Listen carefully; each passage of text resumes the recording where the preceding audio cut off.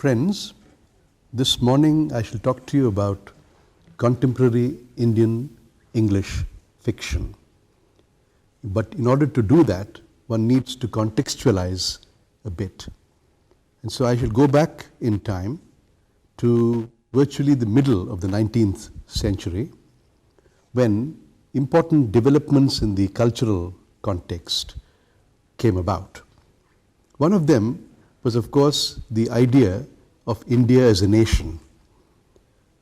Before the British came here, there must have been a very loose sense of nationhood, and we do speak about the geographical unity of our land from Kanyakumari to the Himalayas, and from Kandahar in Afghanistan to Kamboja, which is Cambodia, a cultural unity.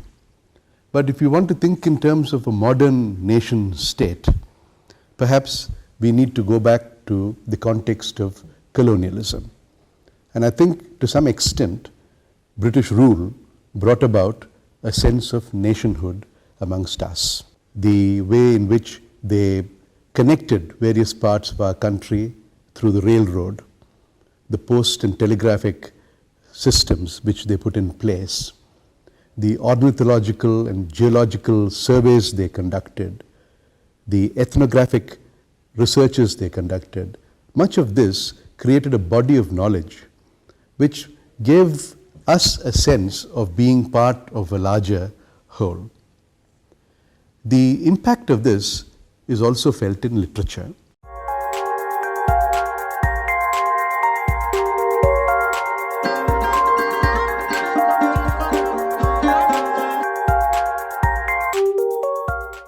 Because literature is a barometer of culture.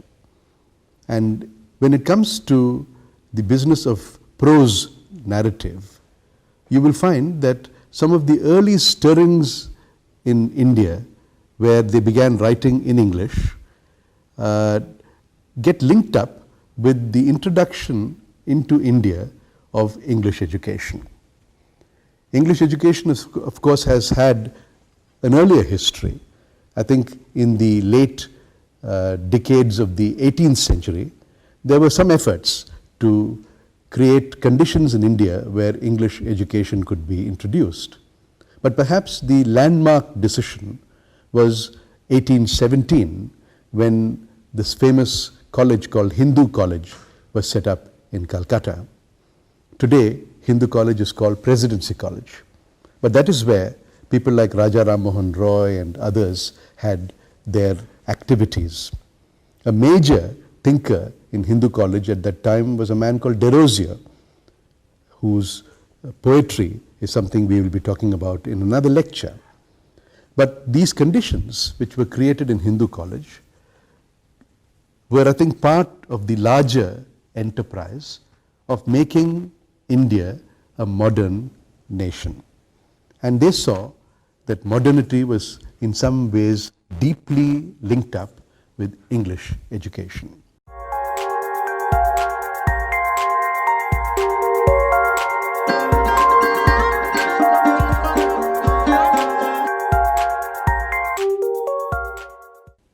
In 1835, as you know, Lord Macaulay, in his very famous Minute on Indian education, cast a decisive vote in the great debate which was taking place at that time between the Anglicists, the Orientalists, and the Vernacularists. There were three groups: the Anglicists rooting for English education, the Orientalists saying it's more important for Indians to know Sanskrit and Persian, the classical languages, and the Vernacularists saying not the classical languages, not English, but modern languages or languages which are spoken by the people like Telugu or Hindi or Bengali.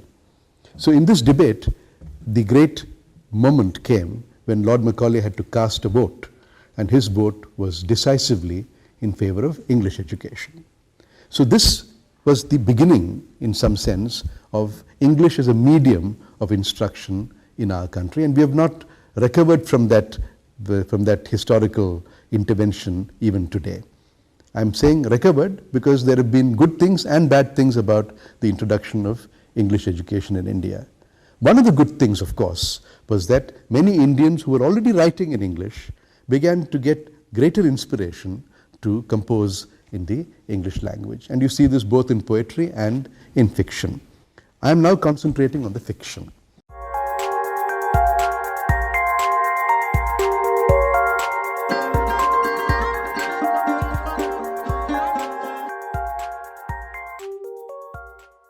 If you look at the earliest stirrings, I think you'll have to go to Bankim Chandra, the great Bengali thinker, intellectual and novelist.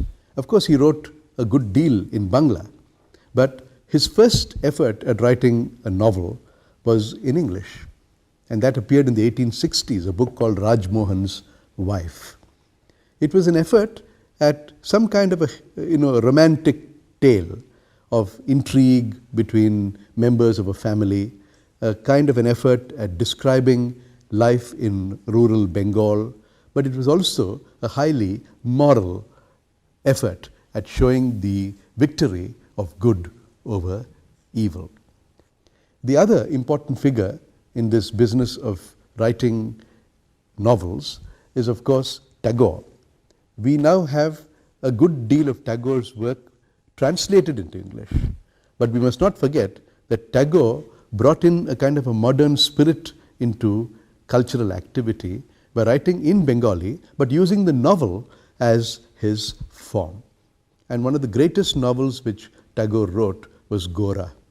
Gora is a novel which in a way dramatizes the conflicts of 19th century Calcutta in particular, Bengal in general, maybe India in a greater generality. But it's all about the Brahmo Samaj and the modern rational way of looking at religion. It's about caste, it is about gender, it is about race, and a whole range of issues which we now consider very modern issues were anticipated by Tagore in that very wonderful novel. So anyone who wants to understand modern India, in my opinion, should read Tagore's Gora. But Gora was written in Bengali. We have a translated version in English. What I'm trying to say, of course, is that the idea of writing fiction, the idea of writing a novel, is something which we can more or less trace to the mid-19th century, and it is linked up with questions of modernity, with questions of nationhood, with questions of identity. That is why Meenakshi Mukherjee, in her very well-known book, not the Twice Born Fiction, which of course was her first novel, but the second one, called Realism and Reality, she makes a distinction between Purana and Nutana. Purana, as we can understand, is old.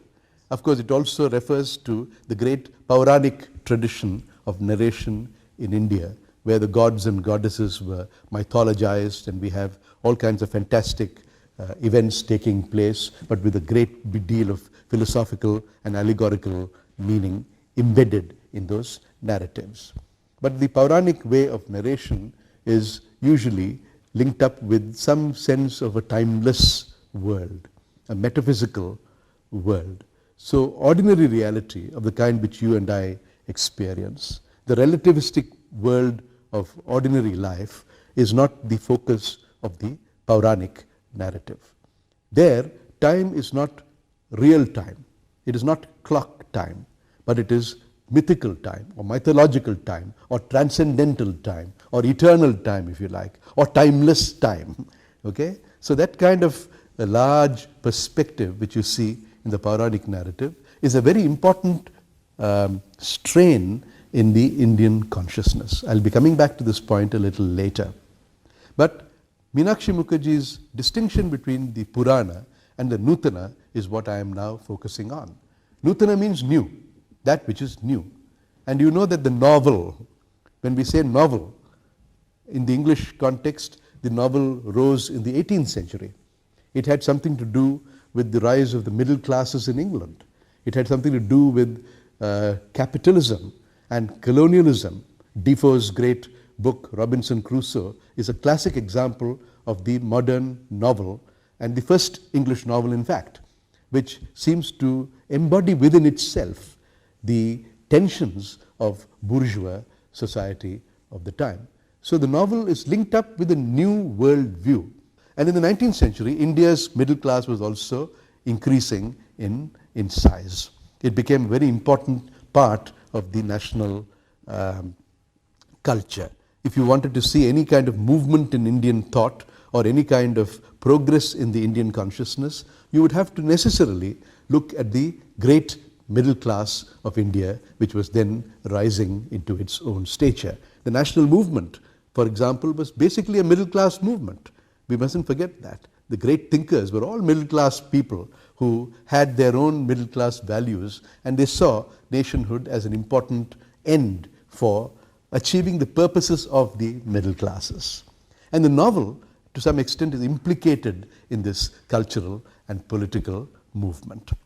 So I'm moving on. It's going to be a brief survey, and I cannot possibly deal with every writer or every text, but I will try and highlight some of the important developments in the rise of the Indian English novel and the development of that novel up to our own times.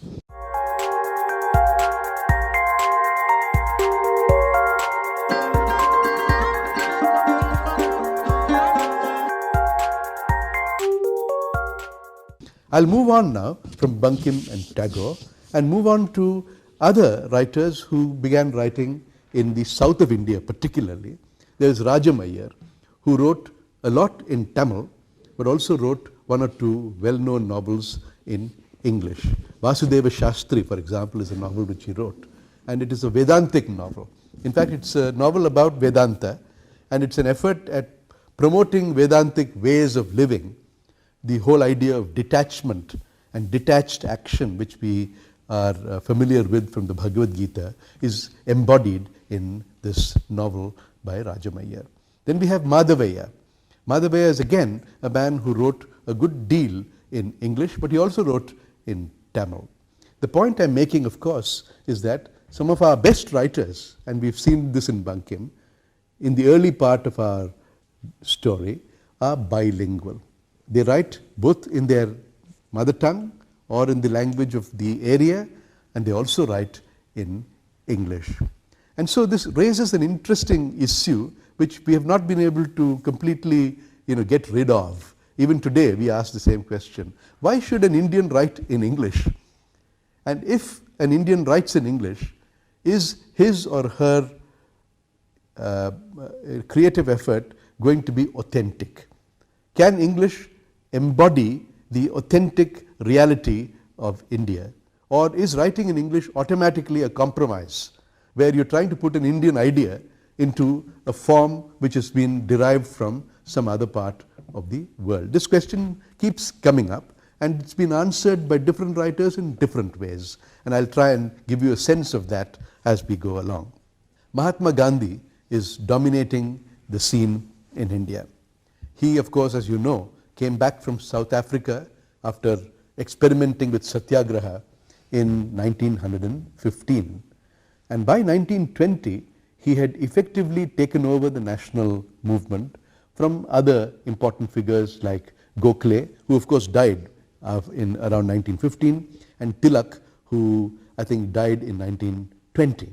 So these great thinkers were all very important for Mahatma Gandhi, but Gandhi managed to strike a balance between Gokhale's constitutionalism and Tilak's extremism, and he derived inspiration from both and created a movement of what we call non-violent, non-cooperation, Satyagraha, Ahimsa, Satya, and so on, and galvanized the Indian public. So today, I think most of us, whatever may be our ideological predilections, are unlikely to deny the fact that if India won freedom in 1947, to a large extent, to a large measure, that credit must go to Mahatma Gandhi because of his very unique way of tackling the British. Now this naturally had an impact on literature, and you'll find that the three great English writers in India, R.K. Narayan, Raja Rao, Mulk Raj Anand, they are the trinity, okay? And you can see that these three people were all profoundly influenced by Gandhi. Let me take you to Mulk Raj Anand. In the first novel which he wrote called Untouchable, you must know that Untouchable was written in about 20 or 25 days in the Sabarmati ashram where Gandhi was camping. And Mulk Raj Anand, who had come back from England, sat at Gandhi's feet and wrote this novel and even showed it to Gandhi for approval. And I think Gandhi made a few suggestions. So it is clearly a Gandhian book because of that proximity. But it's also Gandhian in another way, because there are three solutions which Baka is given to get away from this untouchability, from this caste context, and from the exploitation which he experiences in that one day in his life. But the Gandhian idea is there as one of the possible solutions in that book. That is why it's a Gandhian book.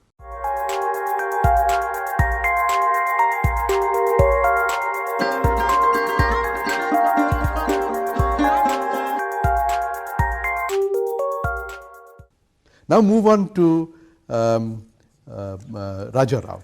When you think of this, the first novel which he wrote in the 1930s called Kantapura, you find that there is a Pauranic narrative technique being employed by Raja Rao. That is the interesting point, that even though the novel is linked up with realism, with reality, and with the progress of history, when it comes to the Indian writers, they cannot give up their old Pauranic habits of thought. And Raja Rao in Kantapura actually gives you a narration which is almost a breathless narration, almost like an evening's kalakshepam, the discourse, the religious discourses, upanyasas which are given in many parts of India, where for 3-4 hours the speaker dances and sings and narrates the mythological stories. You have that atmosphere of the Pauranic narrative in Kantapura. But it is a Gandhian book because it's all about a small village called Kantapura, where there's a man called Murthy, who is a very Gandhian figure and who tries to help the people, and there is a great deal of conflict between Murthy and other people in the village who feel that Gandhi and Gandhian attitudes are destroying the caste structure of society. There's also conflict between Murthy and the British, and there's a whole beautiful allegory which develops in this novel. When you come to R.K. Narayan, you'll find that Narayan, through his writings, even though he doesn't seem to be talking about Gandhi all the time, except in one novel which he wrote in 1956 called Waiting for the Mahatma, in all his novels you find that the Gandhian attitude of self-abnegation, of truthful behavior, of ethical conduct, of the means being as pure as the ends, these are ideas which constantly keep coming up in R.K. Narayan's fiction. Take for example Jagan in the vendor of sweets. Jagan is a man who makes his money and he has a double account in a typical Marwadi way of doing two accounts, and he rationalizes by saying that nowhere in Mahatma Gandhi's teachings did he say we should not have two accounts. All right? But when it comes to his food, when it comes to his dress, when it comes to the kind of slippers he wears, he is very strictly an adherent of the Mahatma. But he has difficulty with his son, who comes down from America with a woman whom he seems to have married but apparently has not married, and then he wants to set up a novel writing machine and all kinds of funny ideas, and Jagan has difficulty negotiating with his son and daughter-in-law. But he realizes that his daughter-in-law, even though she is an American, is not a bad sort, so he manages to get a ticket for her to send her back to America, and then he makes space with his son, and throughout his fiction you'll find these Gandhian reverberations coming again and again and again. That's why I would consider these three great writers, whom we call the trinity of Indian fiction in English, as fundamentally Gandhian novelists. There are other Gandhian novelists who are very clearly part of a Gandhian worldview, like Venkatramani, who wrote Kandan the Patriot and Murugan the Tiller. These are all books about the Gandhian revolution. Then you have K.A. Abbas, who of course has had Marxist sympathies, but he's also got a Gandhian dimension to him. We have K.S. Nagarajan, who in the Chronicles of Kedaram also seems to have a Gandhian dimension in his writings.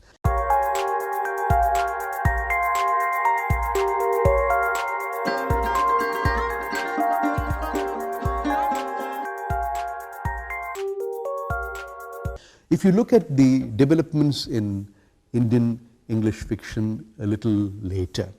If you look at the 50s and the 60s, particularly the 60s, you'll find that there are big changes taking place in India at that time. The optimism of the 50s has given way to a certain pessimism in the 60s. And it's also something to do with the larger worldview, you know, the Vietnam War, civil rights movement in America, India not exactly developing in the way in which Nehru thought it might develop, the Chinese war against India, the Pakistani war with India, all these things developed created a sense of insecurity in the Indian mind. So, novelists at this time, and I'm thinking particularly of Anita Desai and Arun Joshi, these are writers who, instead of looking outward at the social scene and trying to give you a satirical account of what's going on, as R.K. Narayan does, for example, or Nagarajan in Chronicles Kedaram does, for example, they move inwards. They become self-reflexive. They become psychologically intense. And so in much of Anita Desai's fiction, you're likely to find a deep psychological analysis of what it means to be in an age of transition.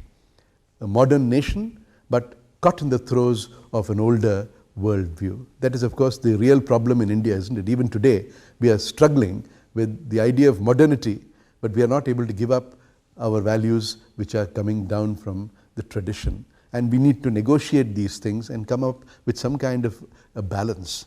Going this way or that way is not correct. We cannot go regressively into the past. At the same time, we cannot mindlessly move into the future without some roots. And we need to have some kind of a balance in these matters. There are other novelists also, people like Manohar Malgaonkar. He wrote a book called The Princes, in which he takes you through the throes of princely India and the manner in which the princes had to finally accept the Congress and modern India's independence. Remember, the princes, many of them resisted integration into India. Khushwant Singh writes about the partition in Train to Pakistan. And of course, he's a first-rate satirist. He writes with malice to everybody, as you know, in his little short vignettes in the newspapers. He's written a huge number of short stories and 3 or 4 novels.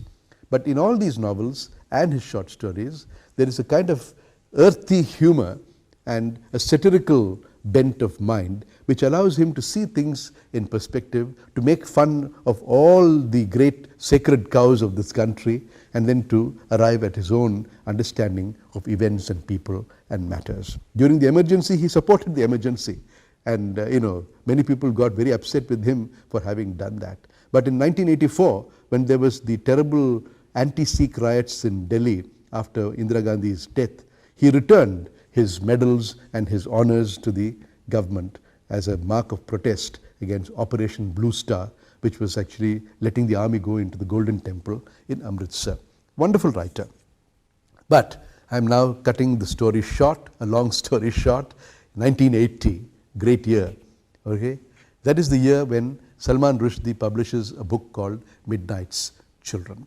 I still remember reading this novel, not in India. I happened to be in England at that time, and I had myself faced a certain degree of racial abuse in the year I was in England.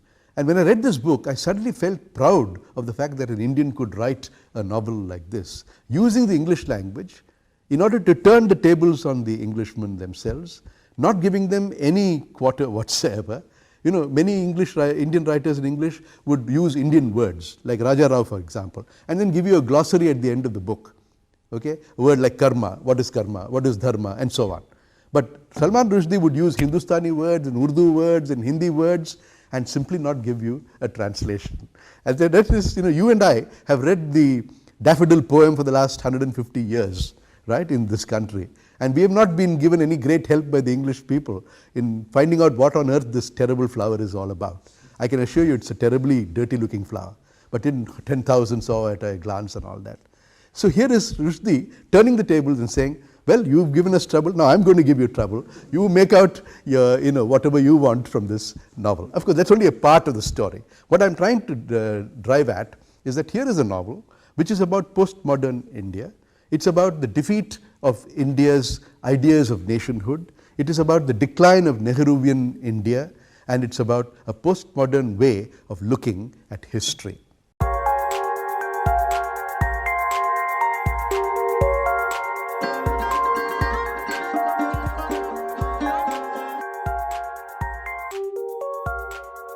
And this is what Rushdie does by having a character called Salim Sinai, who is the protagonist of his novel.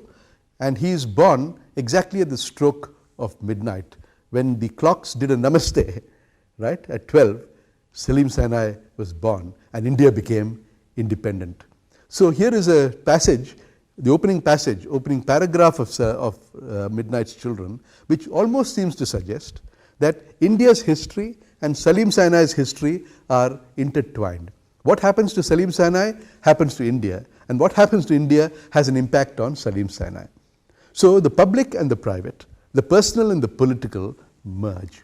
And when that happens, you have true historical writing.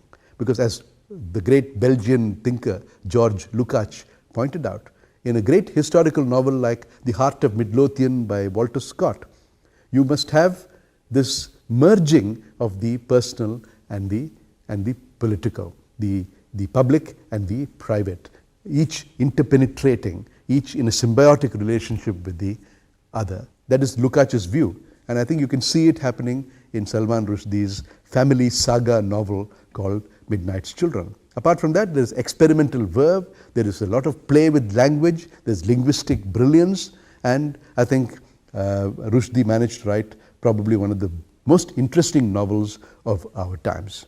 But more important than having written that novel is what happened to other people because of Rushdie. Because Rushdie's example of 1980 became such an international matter, because he got the Booker Award, later on he's won the Booker of Bookers for the same novel, and so on. A large number of Indian writers in English began writing novels of a similar kind. You can see Alan Seeley in Trottanama, or Mukul Keshavan in Looking Through Glass, Boman Desai on the Memory of Elephants. These are all family saga novels. What is a family saga? You must have heard of Galsworthy's Forsyte Saga. It's about the history of a family over 3, 4, 5 generations. And the writer tries to show you how social developments are in a way implicated in the activities of the individual families. In Trottanama, we have 7 generations of the Trotter family, and they are Anglo-Indians. Midnight's Children then is, I think, a very important turning point in Indian fiction in English. And Rushdie in 1980 created conditions for the efflorescence of Indian writing in English. Those 20 years from 1980 to 2000, I think saw the production of so many novels written by Indians that we have lost count of them. Everybody seems to be writing a novel now, and some of them are really good, and they've become international bestsellers. Arundhati Roy, for example, won the Booker Award in 1996, and more recently, as you know, Kiran Desai has won something called the Booker for the Inheritance of Loss, and more recently, last year, we had Adiga winning the Booker for the White Tiger. And I think what is important in this situation is that we must recognize 2 or 3 important facts. One, that writing in English is no longer a guilt trip. There was a time when people used to feel, will my writing in English have some bad impact on society? Will my writing in English mean that I am not really conveying Indian reality to the general public? Will writing in English automatically compromise me as a person of integrity? My own feeling is that English has now become an Indian language. In fact, Rushdie, I think, taking his cue from this idea, the popularity of his expression chutnification, went on to say that the most significant writing coming out from India is writing in English by Indians. That was an astounding comment. And someone said that it's a combination not only of ignorance but also arrogance. Rushdie making such a remark, because we all know that wonderful writing is going on in Punjabi and Bengali and Telugu and Tamil And every year we come across writers who win the Sahitya Academy Award or the Jnanapith Award for extraordinary work done in the various Indian languages.